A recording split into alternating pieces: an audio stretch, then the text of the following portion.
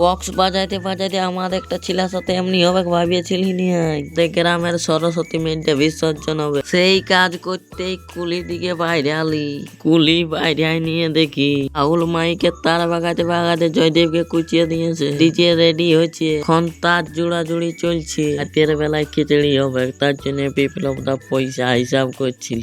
আমি আর বিপ্লব দা বাইকে করে বক্সর তার আনতে যাচ্ছিলি। আমি দাদুদের ঘরে ঢুকি তো দাদু ঘরে ছিল না, তার জন্য আমরা আরো অন্যদিকে যাইতে শুরু করলি তার আর কিছু দূর যাবার পর আমরা তার পায়ে গেলি, তারপর ঘর চলে আলি। এবার চান করতে যেতে হবে, এখন আর আমার নাচতে এনার্জি লাগছে না। A few moments later, 2000 years later.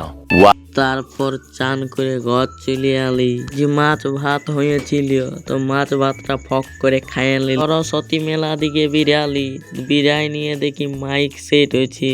আমাদের সব অপারেটর একখানে ছিল, আমাদের বক্স মালিকও ছিল আমাদের সাথে। আমাদের জগন্নাথ অপারেটর হয়েছিল।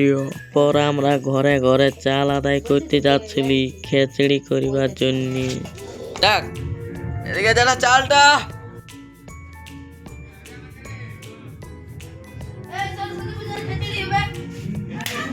তারপর আমরা দাঁড়াইছিলি চাল লিবার জন্য। চাল লিতে লিতে বিপ্লব পোজ দেখাইছিল।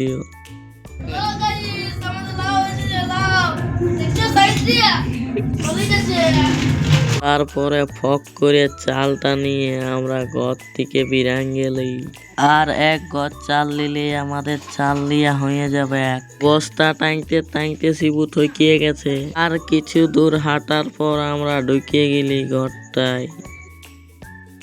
গান শুনতে শুনতে ইয়ারা দুজন পুরা নাচতে লাগাই দিয়েছে। তারপরে আমাদেরকে চাল দিতে শুরু করে দিল। পরে আমি বাহুবলি পাড়ার চালটা টাঙ্গে দিয়ালে বজল খাইয়ে যাচ্ছিলি। আমাদের সব ঘরে চাল লিয়া হয়ে গেছিল, তার জন্য আমরা ঘর যেতে শুরু করে দিলি। ঘর চলে আলি। এই ব্লগ ভালো লাগলে একটা সাবস্ক্রাইব করতে ভুলবে না।